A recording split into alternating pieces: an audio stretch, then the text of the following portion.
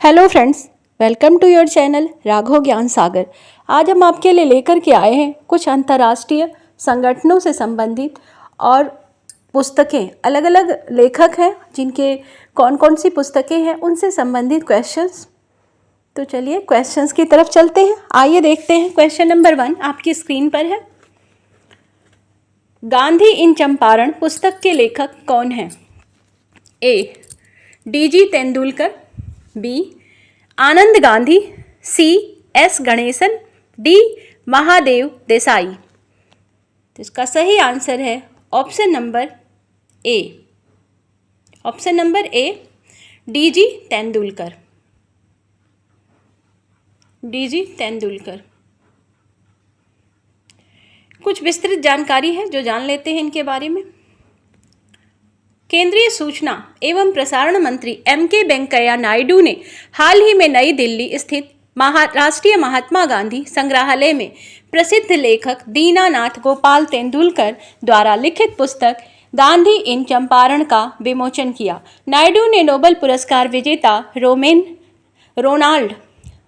Roland और महात्मा गांधी के बीच पत्राचार के लेखों और पत्रों के संग्रह के साथ साथ डी.जी. तेंदुलकर की महात्मा गांधी की 8 खंडों वाली जीवनी वाली एक पुस्तक का भी विमोचन किया। Next question. भारत में राष्ट्रीय प्रसारण दिवस NBD किस तारीख को मनाया जाता है? ए.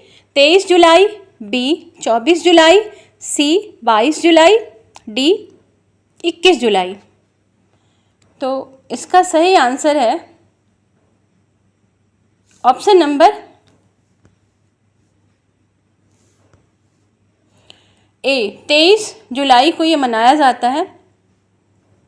23 जुलाई। इसके बारे में कुछ फैक्ट्स हैं जिसको जान लेते हैं हम। राष्ट्रीय प्रसारण दिवस NBD हर साल 23 जुलाई को मनाया जाता है क्योंकि इसी दिन 1927 में भारत में रेडियो का प्रसारण शुरू हुआ था। भारत में पहला रेडियो प्रसारण 23 जुलाई 1927 को बॉम्बे स्टेशन से एक निजी company Indian broadcasting company IBC के तहत प्रसारित हुआ था। यह भारत के ब्रिटिश वाइसराय लॉर्ड इरविन द्वारा किया गया था। 8 जून 1936 को भारतीय राज्य प्रसारण सेवा ऑल इंडिया रेडियो AIR बन गई। Next question. निम्नलिखित में से कौन सा संगठन द न्यू कुरियर प्रकाशित करता है? ए. विश्व आर्थिक मंच, B. UNESCO, C. UNICEF, D. UNDP। तो इसका सही आंसर है option number B, UNESCO. UNESCO से संबंधित जानकारी। द न्यू कुरियर यूनेस्को द्वारा प्रकाशित किया जाता है। संयुक्त राष्ट्र संघ और उसके विशेष संस्थानों द्वारा प्रकाशित सभी पत्रिकाओं में से इसकी पाठक संख्या सबसे अधिक और व्यापक है। Next question. संयुक्त राष्ट्र पर्यावरण कार्यक्रम का मुख्यालय UNEP का मुख्यालय कहाँ पर स्थित है? A. Geneva, B. Nairobi, C. Nai Delhi, D. New York. तो इसका सही आंसर है option number B, Nairobi. Facts.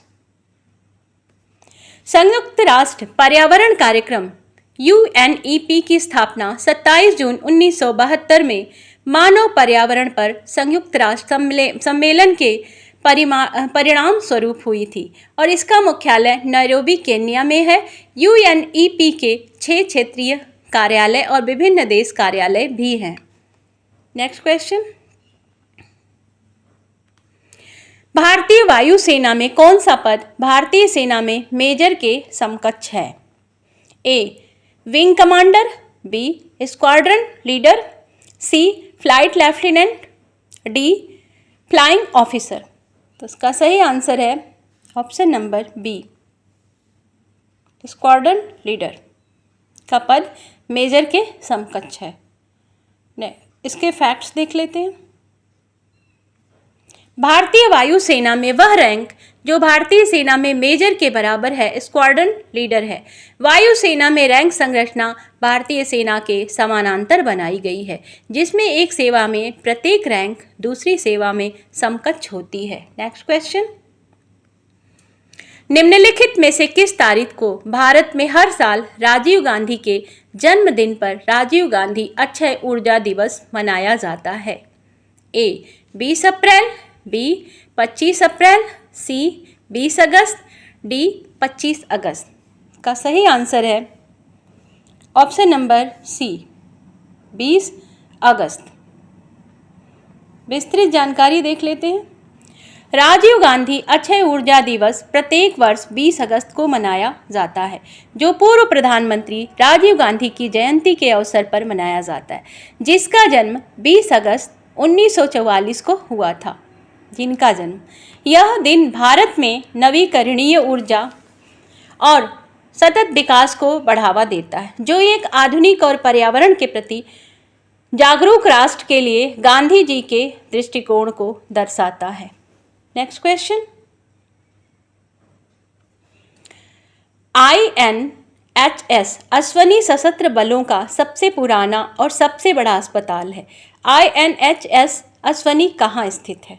ए पुणे, बी मुंबई, सी चेन्नई, डी हैदराबाद। का सही आंसर है ऑप्शन नंबर बी, मुंबई में स्थित है।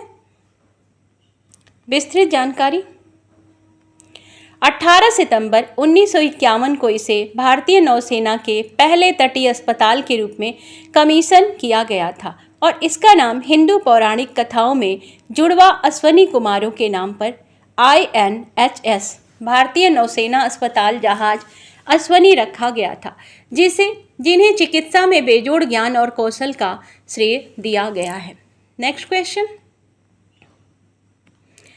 सदस्य सहमत हैं कि यूरोप या उत्तरी अमेरिका में उनमें से एक या अधिक के खिलाफ सशस्त्र हमला उन सभी के खिलाफ हमला माना जाएगा। उपरोक्त प्रावधान जो नाटो का दिल बनाता है, निम्नलिखित में से किस संधि में निहित है? कौन सी संधि में ये कहा गया है कि उत्तरी अमेरिका या उनमें से किसी एक देश के खिलाफ सशस्त्र हमला उन सभी के खिलाफ हमला माना जाएगा? ए बर्लिन प्लस समझौता, बी वाशिंगटन संधि, सी ब्रुसेल्स की संधि, डी 2+4 संधि। इसका सही आंसर है ऑप्शन नंबर बी, वाशिंगटन संधि। विस्तृत जानकारी, वाशिंगटन नौसेना संधि, जिसे 5 शक्ति संधि के रूप में भी जाना जाता है, 1922 में हस्ताक्षरित एक संधि थी। यह प्रथम विश्व युद्ध जीतने वाले प्रमुख देशों में से एक है, जो नौसेना निर्माण को सीमित करके हथियारों की दौड़ को रोकने के लिए सहमत हुआ था। नेक्स्ट क्वेश्चन, निम्नलिखित में से law in the scientific era के लेखक कौन है? ए न्यायमूर्ति मार्कंडेय काटजू, बी न्यायमूर्ति के मैथ्यू, सी न्यायमूर्ति GT नानावटी, डी न्यायमूर्ति ए संतोष हेगड़े। का सही आंसर है ऑप्शन नंबर ए, न्यायमूर्ति मार्कंडेय काटजू। विस्तृत जानकारी, वैज्ञानिक युग में कानून सुप्रीम कोर्ट के पूर्व न्यायाधीश मार्कंडेय काटजू द्वारा लिखी गई है। यह आधुनिक विज्ञान और उद्योग के परिणाम स्वरूप कानून में आए बदलावों पर केंद्रित है। नेक्स्ट क्वेश्चन, निम्नलिखित में से कौन सी नदी भारतीय क्षेत्र में उत्पन्न नहीं होती है? ए ब्रह्मपुत्र, बी महानदी, सी रावी, डी चिनाब। तो इसका सही आंसर है ऑप्शन नंबर ए, ब्रह्मपुत्र नदी भारतीय क्षेत्र में उत्पन्न नहीं होती है। विस्तृत जानकारी, ब्रह्मपुत्र जिसे तिब्बत में त्सांगपो भी कहा जाता है, एशिया की प्रमुख नदियों में से एक है। इसका उद्गम स्थल तिब्बत के हिमालय में है। यह तिब्बत, भारत और बांग्लादेश से होकर बहती है। इसकी लंबाई 2900 किलोमीटर या 1800 मील है। बसंत ऋतु में बर्फ पिघलने पर इसमें भारी बाढ़ आ जाती है। तो दोस्तों, मिलते हैं नेक्स्ट वीडियो में। तब तक के लिए गुड बाय। हमारा आपका साथ आपकी सफलता तक।